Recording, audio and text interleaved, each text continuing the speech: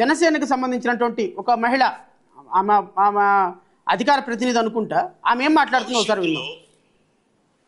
వీళ్ళు ఇచ్చే పథకాల కంటే 10 ఇంతలు ఎక్కువగా గొప్ప పథకాలే ఉంటాయి తప్ప ఈ పథకాలను తీసేసే పరిస్థితి ఉండదు. నీ బొంద పథకాలు ప్రతి ఒక్కరికి నేను మాటిస్తున్నాను ఈ రోజున. ఎందుకంటే ఇవన్నీ రాష్ట్ర ఆదేశిక సూత్రాల ప్రకారం మేము చేయాల్సిన కర్తవ్యాలు ఇవి. మా జేబుల నుంచి డబ్బులు కాదు, ప్రజలు ఇచ్చిన ట్యాక్స్ సద్వినియోగపరిచేలా చేయడం. వైసీపీ అనే పార్టీ ఇంకా కూడా మా టైంలో పథకాలు ఇచ్చా, మీ టైంలో పథకాలు ఇవ్వట్లా. నీ పథకాల వల్ల ఎవరు పైకి వచ్చాడు, ఎవరు బాగుపడ్డాడు? అది కరెక్ట్. ఎవరు పథకాల వల్ల ఎవరు బాగుపడ్డారు, ఎవరికి ఇచ్చారు, పథకాలు ఎవరికి బాగుపడ్డారు అంటే ఇప్పుడే అర్థమవుతుంది. పథకాలు అనేవి ఎవడు పైకి వచ్చాడు పథకాల వల్ల? పవన్ కళ్యాణ్ పైకి వచ్చాడు. విమర్శించి ఎవరు పైకి వచ్చారు? చంద్రబాబు నాయుడు పైకి వచ్చాడు. విమర్శించి ఎవరు పైకి వచ్చారు? నారా లోకేష్ పైకి వచ్చాడు. ఎంప్లాయ్మెంట్ మీకు దొరికింది, రాష్ట్ర ప్రజలకు కాదు. ఎంప్లాయ్మెంటు బతుకు తెరువు మీకు దొరికింది, రాష్ట్రంలో ప్రజలకి కాదు. అధికారం మీకు వచ్చింది, రాష్ట్ర ప్రజలకు రాలేదు. మీరు ఇచ్చినటువంటి హామీలు, సూపర్ 6 అమలు, లా అండ్ ఆర్డర్ లాలెస్నెస్, రాష్ట్రంలో శాంతి భద్రతల అత్యంత దుర్మార్గకరంగా శాంతి భద్రతల నాశనం. అట్ ది సేమ్ టైం రాష్ట్రంలో 1,43,000 కోట్ల రూపాయల అప్పు ఈ సంవత్సర కాలంలో జరిగింది. అంటే ఒక సంవత్సరానికి 1,50,000 కోట్ల రమారమి అప్పు. అంటే 5 సంవత్సరాలకి మీరు అప్పు చేసేది, 5 సంవత్సరాలకి మీరు వర్స్ట్ కేసులో కనీసం 8 లక్షల కోట్ల రూపాయలు అప్పు చేసేటువంటి ఒక దుర్మార్గకరమైన పరిస్థితి ఆంధ్రప్రదేశ్ రాష్ట్రంలో వస్తే ప్రజలు ఎక్కడికి వెళ్ళాలి? యువత ఎక్కడికి వెళ్ళాలి? ఈ సంవత్సర కాలంలో ఒక్క కంపెనీ కూడా తీసుకురాని మీరు అరే రాష్ట్ర ప్రజలకు ఏం మాట ఇవ్వగలుగుతారు?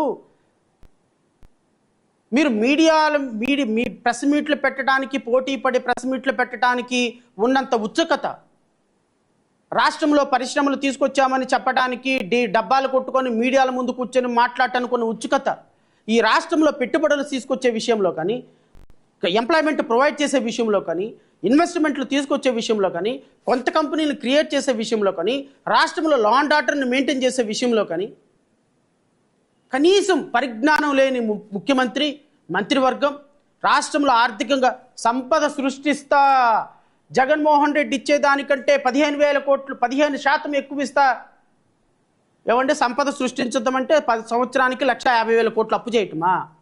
సంపద సృష్టించమంటే ప్రజలకు అర్థం కావాలంట, ఆర్థిక పరిస్థితులు ప్రజలు అర్థం చేసుకోవాలి. 40 సంవత్సరాలు రాజకీయవేత్త నువ్వేం చేసావయ్యా?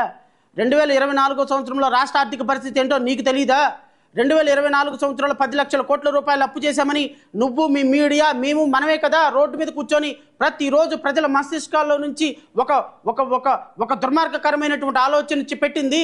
10 లక్షల కోట్ల రూపాయలు అప్పు జరిగింది ఈ రాష్ట్ర ప్రభుత్వం, శ్రీలంక అయిపోతుందని మీ TV5, ABN, మహా టీవీలోని కూర్చొనే కదయ్యా మాట్లాడింది మనం. మరి 10 లక్షల కోట్ల రూపాయలు అప్పు అయిందన్న సంగతి మీకు తెలీదా? ఎలా సంపద సృష్టించాలో మీకు తెలీదా? సంపదను సృష్టించే ప్రజలకు ఎలా సంక్షేమ పథకాలు ఇవ్వాలో నీకు, పవన్ కళ్యాణ్కి తెలీదా?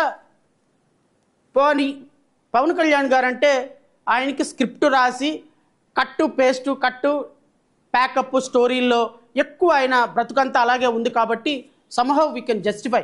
ఎందుకంటే ఆయన మాట్లాడే మాటలకి క్రెడిబిలిటీ ఉండదు, ఇచ్చే హామీలకి క్రెడిబిలిటీ ఉండదు, తీసుకున్న డెసిషన్స్కి స్టాండ్ బై ఉండదు. సో ఏ రోజు ఏ పార్టీతో కలుస్తాడో, ఏ రోజు ఎక్కడికి వెళ్తారో, ఏ రోజు ఏ మాట మాట్లాడతారో, ఏ రోజు నవ్వుతారో, ఏ రోజు ఏడుస్తారో, ఆయన ఎక్కడ పెరిగాడో, ఏం చదువుకున్నాడో ఆయనకి క్లారిటీ లేదు. సో క్లారిటీ లేని సందర్భంలో రాష్ట్ర ప్రజలకు కూడా ఒక క్లారిటీ ఉంది ఆయన మీద. బట్ 45 సంవత్సరాల సీనియర్ పొలిటీషియన్, ఈ దేశంలోనే ఎకానమీకి సృష్టికర్తని నేను, రంగరాజన్ కంటే కూడా సృష్టికర్తని అని చెప్పుకునే మీకు 2024లో రాష్ట్ర ఆర్థిక పరిస్థితి గురించి అవగాహన లేదా? 2024లో 10 లక్షల కోట్ల రూపాయలు అప్పయింది. మరి 2024లో అధికారంలోకి వస్తే ప్రజలకి సూపర్ 6 అమలు ఎలా జరుగుతుంది అనేటువంటి దాని మీద ఒక స్పష్టత లేదా? ప్రజలకు మనం హామీలు ఇచ్చాము, దాని మీద నిలబడాలి. ఖచ్చితంగా ప్రజలకు ఇచ్చినటువంటి హామీలను చూసి మనకు ఓటేస్తే రేపొద్దున మనం నిలబెట్టుకోకపోతే మనల్ని చీటర్స్ అంటారు, మనల్ని బెగ్గర్స్ అంటారు, మనల్ని మోసం చేసినటువంటి మోసగాళ్ళు అని అంటారు. అవగాహన లేదా? రాష్ట్ర ఆర్థిక పరిస్థితుల మీద అవగాహన లేకుండా, రాష్ట్రంలో ఎంత ఇన్కమ్ వస్తుందో అవగాహన లేకుండా, రాష్ట్రంలో శాంతి పద్ధతి మీద అవగాహన లేకుండా, రాష్ట్రంలో అప్పెంత జరిగిందో అవగాహన లేకుండా, ఈ విధంగా దుర్మార్గకరమైనటువంటి సూపర్ 6 అమలు చేసేటువంటి విధానానికి ప్రజలు మాకు స్పష్టంగా మద్దతు ఇవ్వండి అని చెప్పి మద్దతు తీసుకొని ఈరోజు రాష్ట్ర ప్రజలను మోసం చేస్తుంటే ఖచ్చితంగా ఈ సంవత్సరం కాలం పరిపాలనని నేను ఖచ్చితంగా ఒక fraud ruling. It's nothing but a fraud ruling. ఇది ఖచ్చితంగా నయవంచన పరిపాలన చేసినటువంటి కూటమి ప్రభుత్వాన్ని రేపు ఖచ్చితంగా రాష్ట్ర వ్యాప్తంగా మా కార్యకర్తలందరూ కూడా నయవంచన పరిపాలన 1 year కంప్లీట్ చేసుకున్న సందర్భంగా ప్రతి డాక్టర్ బాబాసాహెబ్ అంబేద్కర్ విగ్రహం ముందు కూడా పాలాభిషేకం చేయమని మేము మా పార్టీ నుంచి పూర్తి స్థాయిలో ఒక నిర్ణయం తీసుకున్నాం. అండ్ చివరిగా ఎస్సీ ఎస్టీలు సంక్షేమం, ఈ ప్రభుత్వం ఇచ్చినటువంటి ఒక హామీ, ఎస్సీ ఎస్టీలకి 50 ఏళ్ళకే పెన్షన్ మంజూరు ఇచ్చారా? నాకు తెలియదు, మరి ఇచ్చారో లేదు. సప్లా నిధులు వారి అభివృద్ధికే ఖర్చు చేస్తాం. ఐ డోంట్ నో, సప్లా నిధులు మరి వాళ్ళ అభివృద్ధికి ఖర్చు చేస్తున్నారా, ఖర్చు చేయటం లేదా? మరి 2024 బడ్జెట్లో 24, 25, 25, 26 బడ్జెట్లో మరి సప్లా నిధులు ఎంత కేటాయించారు? రమారమి 34,000 కోట్ల రూపాయల సప్లాను కేటాయించాల్సినటువంటి దాంట్లో కనీసం 300 కోట్ల రూపాయలు కేటాయించాల. ఏం మాట్లాడుతున్నారు నాయకులు? ఏం మాట్లాడుతున్నారు? ఎస్సీ నాయకులు ఏం మాట్లాడుతున్నారు? ఎస్టీ నాయకులు ఏం మాట్లాడుతున్నారు?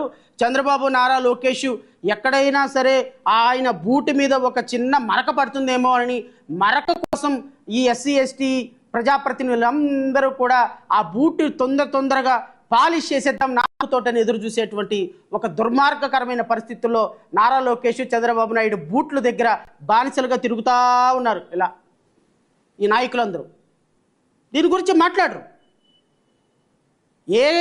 ఏ సందర్భంలో అయినా సరే వాళ్ళ బూట్ మీద ఒక చిన్న మరక పడుతుందేమో, ఆ మరకని నాలుగుతోటి శుద్ధి చేద్దామని చూసేటువంటి ఒక దుర్మార్గకరమైనటువంటి ఒక అంబేద్కర్ జాన్ని తాకట్టు పెట్టేదానికి నిజంగా ఎస్సీ నాయకులందరూ కూడా, మరి ముఖ్యంగా మాల నాయకులు, ఈ మాల నాయకులు, జాకీల నాయకులు లేపుతారు. వీళ్ళు చేసే దాష్టికాలకి నిజంగా మళ్ళీ మొదలు పెట్టడం మాత్రం జై భీమ్ అని మొదలు పెడతారు. నేను ఒక్కటే మాట చెప్తున్నా, దయచేసి నారా లోకేష్ అండ్ చంద్రబాబు నాయుడు, వీలైతే పవన్ కళ్యాణ్ అంటే మీకు పడదాలేమో నాకు తెలియదు, కానీ వీళ్ళ మీద ఎక్కువగా దుమ్ము పడాలని మాత్రం మీరు కోరుకోండి. వీళ్ళ కాళ్ళ దగ్గర కూర్చున్నప్పుడు మీరు దేవుడా దేవుడా దేవుడా వీళ్ళ కాళ్ళ మీద దుమ్ము పడితే బాగుండు, నాలుగుతో శుద్ధి చేద్దామని రెడీగా ఉండండి. వీలైనంత ఎక్కువగా వాళ్ళ కాళ్ళ దగ్గర దుమ్ము పడాలని, వాళ్ళ బూట్ల మీద దుమ్ము పడాలని నేను మనస్ఫూర్తిగా కోరుకుంటున్నాను. ఎందుకంటే మీకు అదే రైట్ ప్లేస్. దయచేసి జేబీ అని మాత్రం మీరు మాట్లాడకండి. మీరు ఇంకా వేరేది ఏదైనా మాట్లాడుకోండి. మీరు ఈ మాట మాట్లాడి వాళ్ళ బూట్లు నాకే కార్యక్రమం మాత్రం చేయొద్దని నేను కొంతమంది దళిత నాయకులకి, కొంతమంది ఈ కులాల్లో పుట్టినటువంటి నాయకులకు నేను సలహా ఇస్తున్నా.